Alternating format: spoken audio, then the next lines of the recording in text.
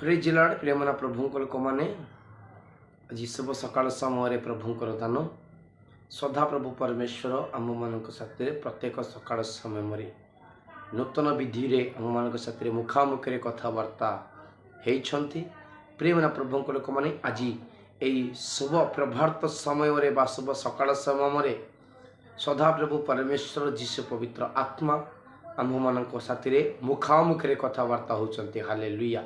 ଚାଲନ୍ତୁ ପ୍ରିୟମନା ପ୍ରଭୁଙ୍କ ଲୋକମାନେ ବାକ୍ୟକୁ ଯିବା ପୂର୍ବରୁ ବାଇବଲ ଆଣିଥିବା ପ୍ରତ୍ୟେକ ଲୋକମାନେ ବାଇବଲ ଖୋଲନ୍ତୁ। ପୁସ୍ତକ ଆଣିଥିବା ଲୋକମାନେ ପୁସ୍ତକରେ ପ୍ରଭୁଙ୍କର ବାକ୍ୟ ଲେଖନ୍ତୁ। ଅନ୍ୟ ବ୍ୟକ୍ତି କହିବା ପାଇଁ ସଦାପ୍ରଭୁ ପରମେଶ୍ୱର ଯୀଶୁ ପବିତ୍ର ଆତ୍ମା ଆପଣଙ୍କୁ ସାହାଯ୍ୟ କରିବେ। ହାଲେଲୁୟା। ପ୍ରିୟମନା ପ୍ରଭୁଙ୍କ ଲୋକମାନେ ଏହି ସମୟ ମୋତେ ଅନୁଗ୍ରହ ପ୍ରାପ୍ତ ଦେଇଛନ୍ତି ବୋଲିକି ସର୍ବପ୍ରଥମେ ପରମେଶ୍ୱରଙ୍କୁ ମୁଁ ଧନ୍ୟବାଦ ଜଣାଉଛି।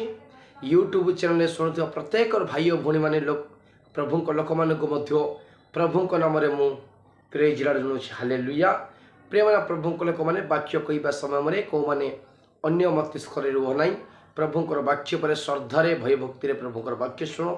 ଯେଉଁମାନେ ପ୍ରଭୁଙ୍କର ବାକ୍ୟକୁ ଶୁଣୁଛନ୍ତି, ଯେଉଁମାନେ ପ୍ରଭୁଙ୍କ ବାକ୍ୟକୁ ଆକର୍ଷଣ ପଡ଼ୁଛନ୍ତି, ସେଇମାନଙ୍କ ଜୀବନରେ ପ୍ରଭୁ ମଙ୍ଗଳ ଆଶୀର୍ବାଦ କରିବେ। ହାଲେଲୁୟା। ପ୍ରିୟମନା ପ୍ରଭୁଙ୍କ ଲୋକମାନେ ଆଜିର ପ୍ରସଙ୍ଗଟି ଏହିପରି ଅଛି, କେଉଁମାନଙ୍କୁ ସଦାପ୍ରଭୁ ସନ୍ତୁଷ୍ଟ କରିବେ। ସଦାପ୍ରଭୁ କେଉଁମାନଙ୍କୁ ସନ୍ତୁଷ୍ଟ କରିବେ। ହାଲେଲୁୟା। ଚାଲନ୍ତୁ ପ୍ରିୟମନା ପ୍ରଭୁଙ୍କ ଲୋକମାନେ ପ୍ରଭୁଙ୍କର ବାକ୍ୟକୁ ଆମେ ଯିବା, ଧ୍ୟାନ ଦେବା। ପ୍ରଥମ ସମୁଏଲ 15 ଅଧ୍ୟାୟ 22 ପଦ ଆମେ ପଢ଼ିବା। ମୁଁ ପଢ଼ୁଛି, ସମସ୍ତେ ଧ୍ୟାନ ଦିଅନ୍ତୁ।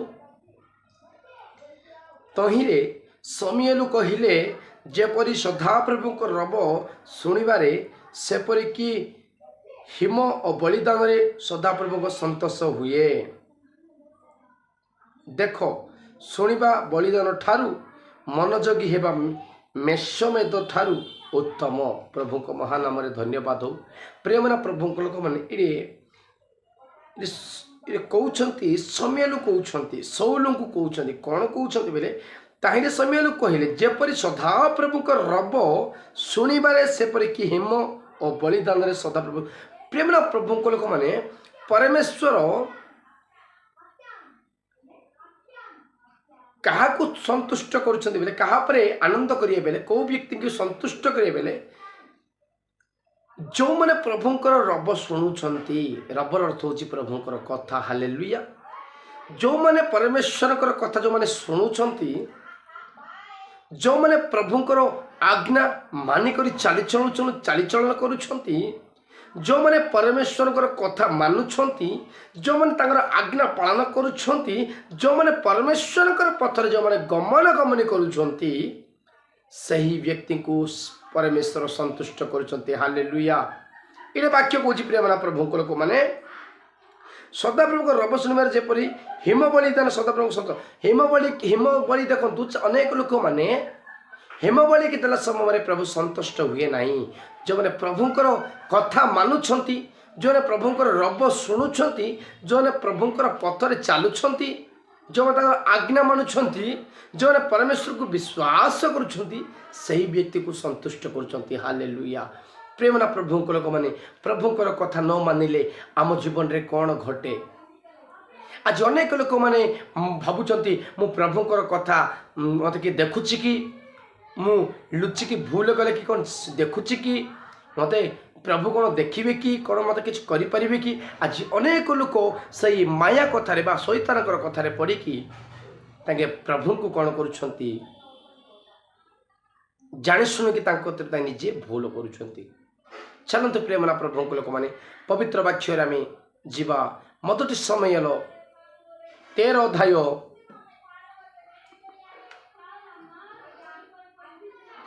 8 ପଦ ପଢ଼ିବା।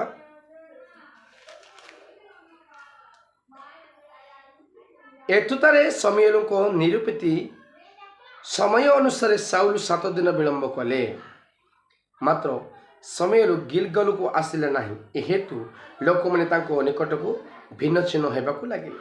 ପ୍ରିୟମନା ପ୍ରଭୁଙ୍କ ଲୋକମାନେ ସମୁଏଲ प्रवक्ता बा समूएल प्रवक्ता सौल को कहीकि जाउछंती तुमे 7 दिन विलंब कर, अपेक्षा कर, मु आसिला पर्यंत तुमे अपेक्षा कर। प्रेमना प्रभु लोक मैंने सौल इस्राएल लोक मान राजत्व कर गोटे व्यक्ति सौल। से सौल विषय में जनाऊँगी।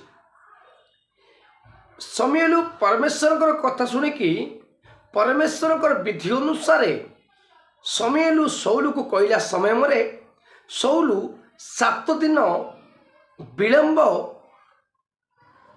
अपेक्षा करना।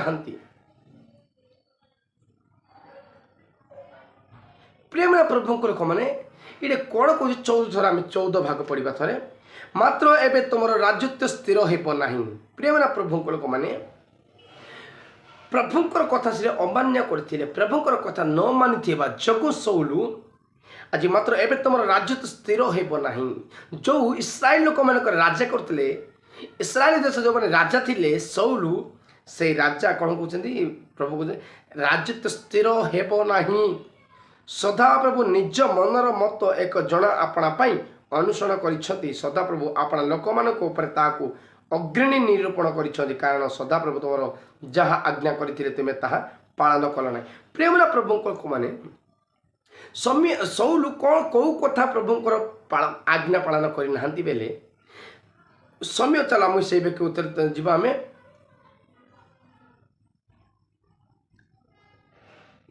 13 पद पढ़ा। ताहिरे समूएल सौल को कहले तुम मूर्खर कर्म करियछ सदा प्रभु तुम परमेश्वर तुमको जो आज्ञा देते ताहा तुम पालन कल ना करथिले सदा प्रभु इस्राएल उपर तुम राजत्व भाव अनंत काल स्थायी होता। प्रेमना प्रभु लोक मैंने जदि आज सौल प्रभुंकर कथा जदि शुणी था बेले इस्राएल लोक मान अधिकार राजत्व करते एवं राजत्व कौन पे करना प्रभुंकर आज्ञा पालन करना। प्रेमना भाई भणी मैंने आज तुम मान साथ सौल सौल मझे आमको रही प्रभु तुम मान साथ कथा होती तुम प्रभुंकर आज्ञा पालन करुछ प्रभुंकर कथा तुम मानुछ ना अमान्य करुछ बोलिक प्रभु पचार जदि अमान्य करुछ तुमको दायित्व देथिबा से प्रत्येक जिनस तुम के आशीर्वाद पाइपर ना। प्रभु तुमको से आशीर्वाद तुमको दूर करेंगे प्रभु कहते हालेलुया। इस्राएल लोक मान अधिकार देते सौल को कहीं प्रभुंकर आज्ञा पालन न कर जगु आज राजत्व ताके बाहर होते। प्रेमना प्रभु लोक मैंने तुम्हें सौल पर तुम बंचुच ना प्रभुंकर कथा मानला पर तुम्हें बंचुच। प्रेमना प्रभु लोक मैंने यू आर डिसाइड तुम तुम्हें हृदय को तारे अनुसरण कर पछार वो प्रभुंकर आज्ञा मानुची कि आज्ञा अमान्य करुच्ची पचार अमान्य करुले आज शुभ सकाल समय वाक्य द्वारा कथा होता प्रभु परमेश्वर तुम हृदय सरी कर हृदय शुद्ध कर प्रभुंकर आज्ञा पालन करने को चेष्टा कर भाई और भौणी मैंने आज सौल नष्ट है परी तुम जीवन तुम परिवार नष्ट होगा चाहते प्रभुंकर आज्ञा पालन न कले तेमे नष्ट हम। प्रेमना प्रभु लोक मैंने भाई भौणी मैंने मु समाप्त करने को चाहूँगी। आज यही वाक्य द्वारा परमेश्वर आमको कथाई कौन बोल कि बोले आम प्रभु को सम्मुख में संतुष्ट भाव में रहा कौ मैंने प्रभु संतुष्ट कौ व्यक्ति को प्रभु संतुष्ट करें जो मैंने प्रभुंकर आज्ञा को पालन करुँच जो मैंने प्रभुंकर वाक्य को जो मैंने मानुंट जो मैंने कथा जो मैंने श्रव तक शुणुंट से ही व्यक्ति को सदा प्रभु परमेश्वर संतुष्ट कर। हालेलुया। यही छोट वाक्य तुम हृदय में फल फलित हो ए वाक्य द्वारा शुणुता प्रत्येक लोक मान जीवन मन परिवर्तन हो ए वाक्य शुणुता प्रत्येक परिवार पिला प्रभु मंगल आशीर्वाद करतु आमेन। हालेलुया। यही छोट वाक्य तुम प्रभु मत ज्ञान बल शक्ति द्वारा मत चल प्रभु को धन्यवाद जनाऊँ। ये छोट वाक्य समस्त को आसक्ति परिवर्तित हो आमेन। आस्ते प्रत्येक लोक मान प्रभुंकर नाम मुझे लॉर्ड हालेलुया।